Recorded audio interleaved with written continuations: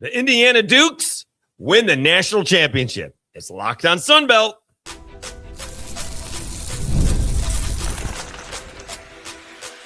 You are Locked on Sunbelt, your daily podcast on the Sunbelt Conference, part of the Locked on Podcast Network, your team every day. All right, Dave Schultz, Locked on Sunbelt, your team every day. Today's episode is brought to you by FanDuel. Before tip-off, check the FanDuel app and see what's dropping during NBA Happy Hour every Friday from 6 to 7:30 p.m. Eastern Time. Okay, we will get to Troy and ODU. Only ball game scheduled in the Sunbelt on Wednesday. We'll look ahead to Thursday if we have time. And we got a lawsuit going on between CSU and the UL system. I don't think the Sunbelt is technically being sued. And Conference USA ended up winning it. It's delaying the inevitable, but delaying is an issue right now. All right, so the Indiana Hoosiers actually win the national championship, but obviously a lot of guys from JMU were right in the middle of it. Best receiver on the team went to JMU. Person who blocked the punt, who could be the difference in the game, went to JMU. The kid who broke up the most passes for Indiana in the ball game against Miami went to JMU. Where did the coach come from? Oh, that's right. The coach came from JMU. So the Dukes were well represented. You may argue who the best wide receiver is on JMU. They have a bunch of it. Sarratt had a good game, didn't make a couple of catches that he normally does. Obviously, Becker made some great catches. And the big one at the end of the ball game was made by Omar Cooper. Sarratt had 3 catches. I think mostly early. Becker obviously had the 2 big ones. But once again, people are like, no, G5 can't compete. They can't do it, right? It's mostly all, it's a few G5 guys sprinkled in with the Power 5 guys. Okay, but a few things about that. Also, Fisher, the middle linebacker who controls everything, had a big sack. I didn't look for his stats. What did he have? Let's see here. He finished with, where'd it go? Finished with 4 tackles and 1 sack and 1 tackle for loss. All right. So here's the thing about someone responded to the, tweet I said where it said these G5 guys can't compete. Hopefully it's a safety issue. Hopefully the Canes are okay. All right. And so he thinks they're roster fillers. We just got a guy here, special teams guy there, right? The best cover corner is D'Angelo Pines. All right. Right. And then he started out the semifinal game with a pick 6. All right. And then you have Elijah Sarratt. He was second on the team behind Cooper for most receptions on the team for this season. And of course, you have Mikail Kamara, who may have made the difference in the ball game. Mendoza is going to get all the credit in the world. Well deserved. Not taking anything away from Mendoza, but the first touchdown of the second half came on a blocked punt. All right. The offense was not doing a whole heck of a lot for Indiana in the second half. And at the time, I believe it made it a 10-point ball game back to 17-7. All right. And so that's the difference. I want to say that's the difference in the ball game. That's a JMU guy. All right. But here's the bigger point, honestly. And you hear this all the time. Where did we hear it? Was it Jimbo Fisher? Someone said this. I'm not sure. You can have all the great system that you want. It was a coach. Maybe it was a commentator. But you can have all the great system that you want. If you don't have that culture, which is the buzzword we've heard here for the last decade, all right? doesn't matter how much of the system you have and how good the system is. If everyone's not buying in to the culture, it ain't going to work. Well, who do you think laid down the culture, right? The guys who came over winning at JMU and came into Indiana and set the culture.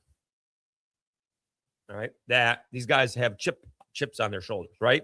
Mendoza had 2 scholarship offers. One football to Cal, which is where he went, and Yale don't have athletic scholarships, so maybe he was getting some cash. All right. And that was it. Hometown Miami, where he lived a mile and a half away, told him wasn't good enough to walk on. Wasn't good enough to walk on. Apparently, that's just before Cristobal got there. So, not great. So you have this culture of, we have the chip on our shoulders. We've been overlooked. I did hear a stat today. I don't know if it's true. He's got a huge amount of players to transfer that are all older than 22. So these are young men versus teenagers. All right. And you hear how they haven't lost a fumble since they played their first game of the year, ODU. How about that? They are one of the least penalized teams in the country. Committed a couple yesterday or a couple of days ago. And the age is going to help them there. So it's those guys who came over that helped them with the culture. Not only perform on the field, but set the tone. That's where it came from. All right. And then when you get a guy who, I believe he matured. They said he was a little small in terms of what he is now. What is he? 6'5", 225 or something like that. Mendoza's a good sized kid, obviously, young man. All right. Heisman Trophy winner. I don't know if I've ever seen a Heisman Trophy winner. I guess we have to go back to Joe Burrow. Well, no, Joe Burrow's Heisman Trophy moment was beating Georgia. You could say Texas, but that's the first game of the year. Was a play against Georgia in the SEC championship game. So he hadn't won it yet, right? The Heisman Trophy was coming after that game, I believe. So Mendoza's already won it, and he does that crazy quarterback draw where he could have got cut in half, reaching the ball over the end zone, over the goal line, and for the game-winning score. All right. And again, I would tell you, if the referees again, we'll watch this in the NFL, we'll watch it in college football. They don't want to be part of the story. But in that ball game, they were trying so hard not to be part of the story. They were part of the story. Missed some clear penalties. One to Mendoza's head, right? You can't tell me that's RPO. He launched into his head. That's targeting, kicked out of the ball game, 15 yards. We had a clear holding call on a pass to, again, Connor or Cooper. And the only reason the game didn't end with Indiana taking a knee before Miami threw the interception was a procedure penalty. Moving too fast. Really the only mistake that kind of Mendoza made. They're coming off a timeout, and they're trying to run the play clock all the way down. There's no reason to do that. The game clock is not running. But other than that, that's what these guys did. All right. The G5 guys, the JMU guys, they set the tone. They set the culture, right? And we hear it from where, set back and after the last playoff game, and we're going to do everything together. Everyone does that, all right? But, they blew out Oregon, second time they played them. They blew out Alabama. And then what they did to Miami is what everybody thought Miami was going to do to Indiana, right? Now, Hurricanes ended up gaining more yards overall, but IU ran it better, 131 yards to 110. Not a whole heck of a lot difference there, except I was told Miami averages 50 pounds more on the offensive line than IU's defensive line. And plenty of times in that ball game last night, Indiana converted on third and a little bit longer than 1 or 2. So congratulations to Indiana and Curt Cignetti. All right. I did post a picture of him smiling with me at Sunbelt Media Days a few years ago. So that's pretty cool. It was probably a few weeks ago. I posted it. And, congratulations to all those JMU guys. And don't want to hear that the G5 don't belong, because they do. They can compete. And they outmuscled Oregon.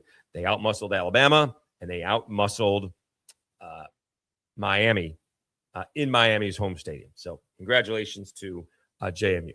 All right. Now we're going to move on to this irritating lawsuit from Conference USA. I'm not really sure what the end result is going to be, other than Louisiana Tech is joining the Sunbelt, and they need to do it sooner or later because they got to come out with a football schedule here in a couple of months.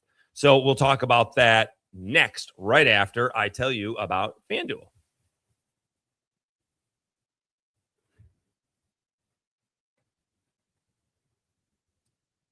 FanDuel is in playoff mode. Every game day during the NFL playoffs, FanDuel is giving customers even more ways to get on the action. Because right now, every NFL playoff game, FanDuel users get a profit boost pack waiting for them inside the app. Each game day, you'll see a pack loaded with multiple profit boosts. You can apply to the bets you like most. Open your profit boost pack first thing on game day and see what boosts you want to apply.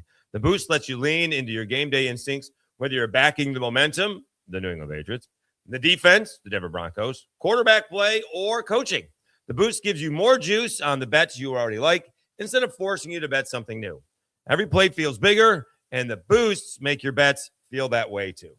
Make your picks, then apply your profit boosts to go after even bigger payouts while the playoffs get rolling. So visit FanDuel, an official sportsbook partner of the NFL, and grab your profit boost pack every NFL playoff game day.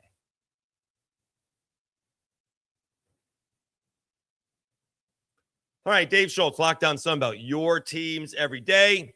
Okay, so we're still a little bit of ways away from the 2026 college football season. We got spring practice coming in. The portal's still going on. We'll have the dead period, if you will, and then media days, and then fall practice, although I don't know why they call it fall practice. Starts in July. And then the games probably start at the end of August these days. Okay. Although the national championship next year is like a week later. Crazy. Nonetheless, Texas State is out. We know that for sure. They're joining the Pac-12 2.0, and Louisiana Tech is in. Texas State's definitely in that conference. Whether Louisiana Tech gets in this year, it is shockingly about money. Okay. So, College AD made this report. Matt Bellinson from the Ruston Daily Leader reported on it. Court rules against UL system, La Tech in records suit. Louisiana Tech owes Conference USA $3,500 in penalties and must provide additional public records after the judge in the 11th in the Louisiana 19th Judicial District Court ruled against the Louisiana system and La Tech in the public records lawsuit related to Tech's exit in the Sunbelt Conference. All right, so they are getting, here you go, the court granted Conference USA's court costs and attorney fees, along with additional public records from Tech. The court found Conference USA is entitled to penalties in the amount of $100 a day, excluding holidays and weekends, from October 7th through December 9th. Okay. So basically what Conference USA thinks is that La Tech was thinking about leaving Conference USA way before they did. Now, technically, as Matt Bellinson reports, and College AD as well, they did it a little bit too late. All right. Louisiana Tech informed Conference USA of its decision to leave for the Sunbelt July 14th and join the league effectively July 1st of the following year, this year, 2026. However, Conference USA bylaws require member schools to provide at least a 14th month notice of departure in the suit. Conference USA contended Tech's July 14th, 2025 notice of a July 1st, 2026 departure was untimely. That's just being a pain in the backside. Let's be honest. So if they told you in May versus July, there's a difference. Stop. Come on. That's being ridiculous. All right. This is not like they're telling you in January, where then I could understand it, where it would be more like 8 months before you needed to know. But you got 12 months notice and you're worried about it. That seems what seems to be the word. Oh, petty is the word. All right. According to court files, the Sunbelt's official invitation letter to the Louisiana Tech came July 9th. La Tech University President Jim Henderson signed and agreed on July 14th. The suit stemmed from a back and forth between Louisiana Tech Conference USA when the league submitted a public records request this past October 9th, seeking 4 kinds of records. All right.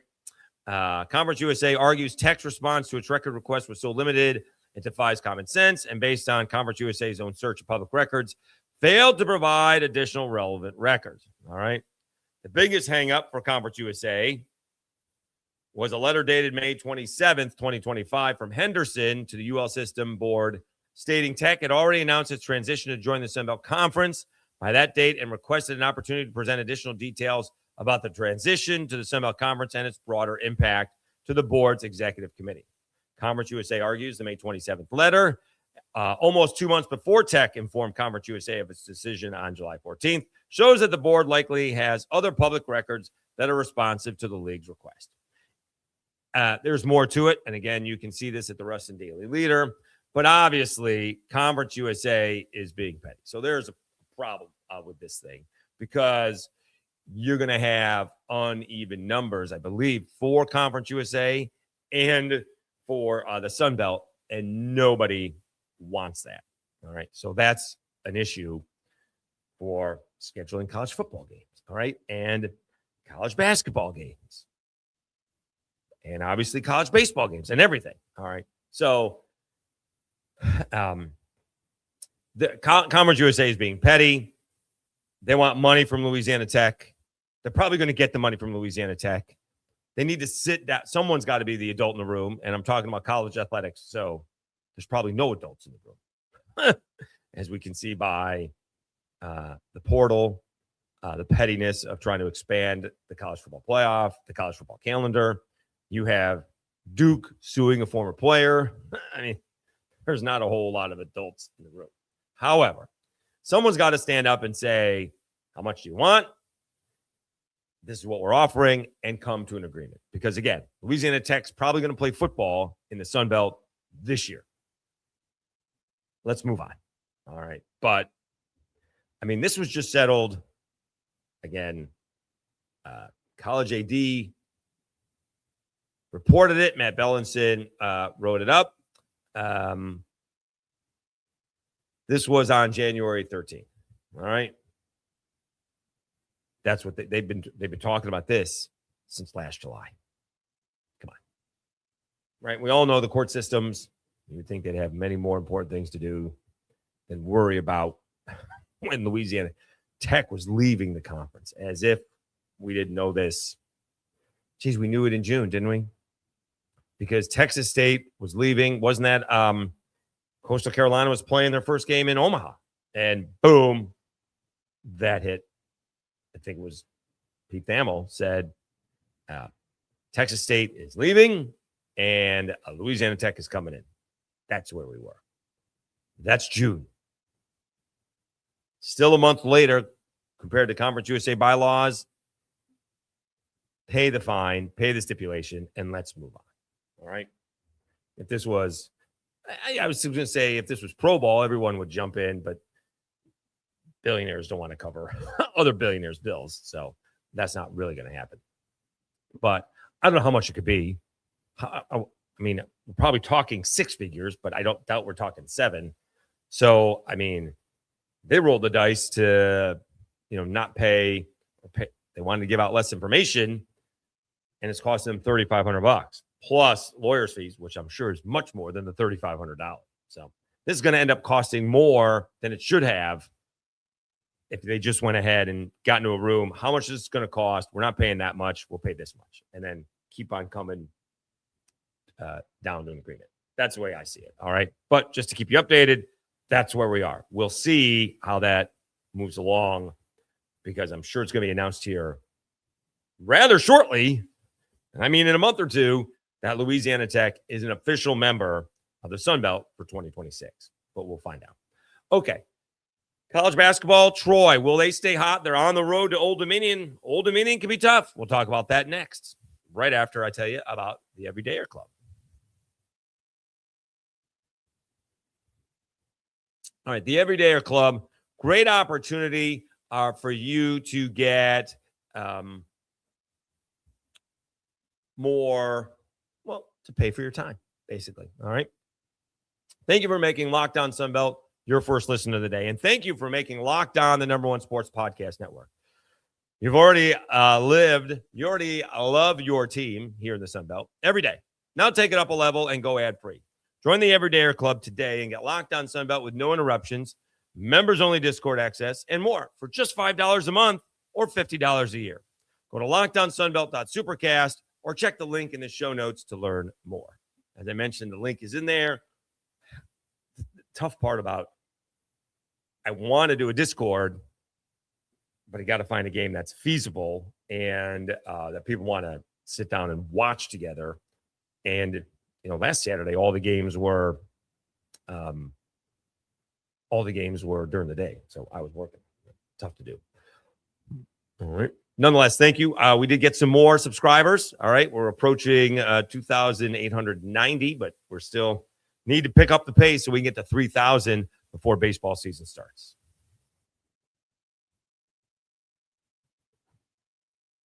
All right, Dave Schultz, Locked On Sunbelt, your teams every day. All right.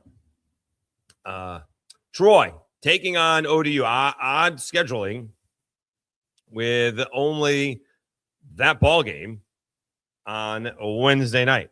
All right. Troy is 6.5-point favorite on the road. That's a lot of points on the road. They're coming in winners of 3 in a row and 8 out of 9. Pretty good. That's pretty good. 1 lone loss at Arkansas State. They hammered the Cajuns after that. They hammered Southern Miss after that, and they did a number on Arkansas State after that as well. Now they're going to Old Dominion tonight at 7 p.m., and then Georgia Southern at 3 p.m. Okay. Old Dominion, on the other hand, I feel like they've come up with a nice win here. They've struggled lately. All right. They did beat App State, and they got on the road, oddly enough, and they beat Coastal Carolina. But other than that, they have lost 6 of their last 8 ball games. They lost to Coastal by 2. They went to Maryland and lost by 15. They lost to App State by 8. They lost to Georgia Southern by 7. They beat Coastal by 4. Lost to James Madison by 1 in a ball game they absolutely should have won. And they had a shot at beating Georgia Southern, and they lost that ball game. So they've played some tough ball games, right? Georgia Southern 3, James Madison 1. They beat Coastal by 4, lost to Georgia Southern by 7.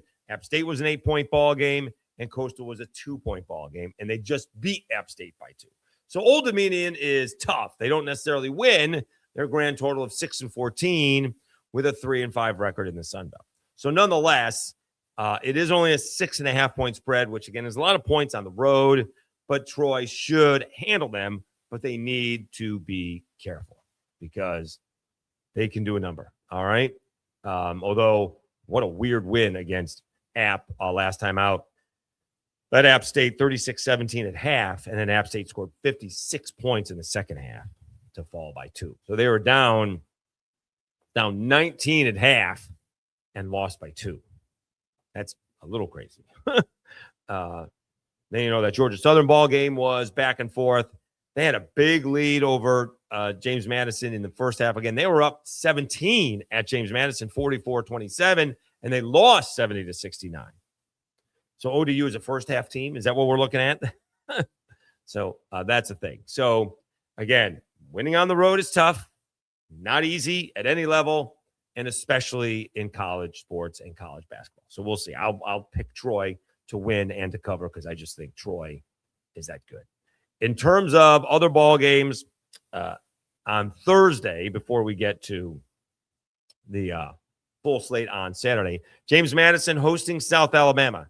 South Alabama's had a couple of interesting ball games, right? When you win dramatically, it's a great win, but then you lose dramatically, and you're like, oh, they were close to losing a few here. All right. they're 4-2 in their last 6. All right. Including a win over Mobile, but they needed a lot of help to beat the Cajuns the first time around. They lost to Troy, which, okay, Troy's very good. Did a number on Georgia Southern and needed a minor miracle to beat Arkansas State before losing to the Cajuns. And make no mistake about it, the loss of the Cajuns is a bad loss. All right. We'll see what happens. There's nobody more desperate right now outside of maybe Monroe for a win. But James Madison has been in a bad way. They are 9-10 overall and 2-5 in the Sunbelt. They have lost 3 out of 4. And actually, well, I was going to say they've won 2 of their last 7, but that's Sunbelt action. They're 2-5. They lost to Old Dominion on the road. They lost to Georgia Southern on the road. Got hammered by Arkansas. Actually beats Arkansas State in Jonesboro.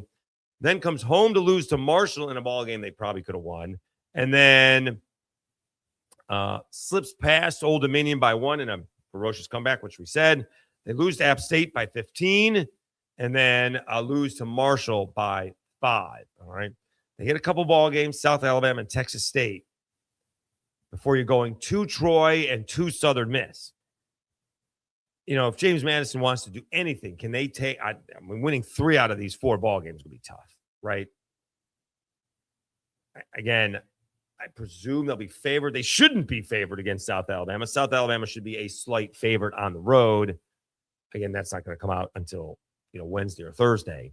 They'll definitely be they'll be a favorite against Texas State. They won't be a favorite against Troy or Southern Miss on the road. All right. So we'll see what JMU is going to do there. In terms of the rest of the action on Saturday, App State hosting the Cajuns. Cajuns, again, setting a school record of 15 3-pointers against South Alabama. App State just seems to be, it can be one good game, one bad game, or one bad half and one good half. You just never know what you're going to get out of App State. Marshall gets Monroe. You would think Marshall would win that ball game. Monroe 3-16, 0-7 in the Sunbelt. Yeesh. This is a good matchup. Southern Miss at Georgia State. All right. I think Southern Miss is pretty good. Georgia State's been playing very well. All right. So this will be a good example of who's playing a little bit better. Georgia State could be 5-3 after this ball game. Another good matchup. Arkansas State is at Georgia Southern. Georgia Southern, after winning 9 in a row, has lost 2 out of 3. And Arkansas State tends to be tough on the road. But all of a sudden, I think they've lost a couple in a row. They lost to South Alabama and Troy. They got Georgia Southern and Georgia State. Okay, so we'll find out how good Arkansas State is coming up. And then Texas State and Coastal Carolina, probably same exact record. Both teams are 11-9, both 4-4. Kind of feel like both those teams are getting better as the season's going on. Coastal Carolina has all of a sudden won 3 in a row, beating App 67-62. Getting a win at Marshall, 85-83, and then at Georgia Southern, 79-75. Those are a couple of good wins, that's for sure. And Texas State has won 2 in a row, beating the Cajuns, and then holding off a Southern Miss. All right, so there you are. We'll do the Saturday stuff action, but that's all of Thursday night ball games. Maybe we'll find a game, one of those games to watch together on a Discord just to test it out. Here's the problem, though. When I come home, I plop on the couch and pass out. All right. So to do the Discord and then to do, I guess you could do those games are all at 7 p.m. Eastern time, which is a big help. So you could do the Discord and then do the episode after that, right? I mean, JMU and South Alabama is at 7. App State and the Cajuns are 6:30. Monroe and Marshall at 7. Southern Miss and Georgia State are at 7. Arkansas State and Georgia Southern is probably the best matchup you got. All right. And I really haven't seen too much of either. Well, I saw the Arkansas State game against South Alabama. I haven't seen too much Georgia Southern. So maybe we'll do that Discord. All right. Let me figure out how that works, and we'll get back to you. All right. Thank you so much for tuning in, continuing to subscribe and support the channel. Really do appreciate it. It has been a big help, and it does continue to be the P4 against the G5, and it feels like everyone is together. The G5 has come together to support each other, so that's really cool to see. All right, we'll do more. We'll recap the Troy ball game, and I'll look ahead more in depth to the Thursday night action on Wednesday's episode. All right, please subscribe. All right, it would be a big help. All right, you've been watching Locked On Sunbelt, your teams every day. Have a great Wednesday, everybody. We'll talk to you again on Thursday.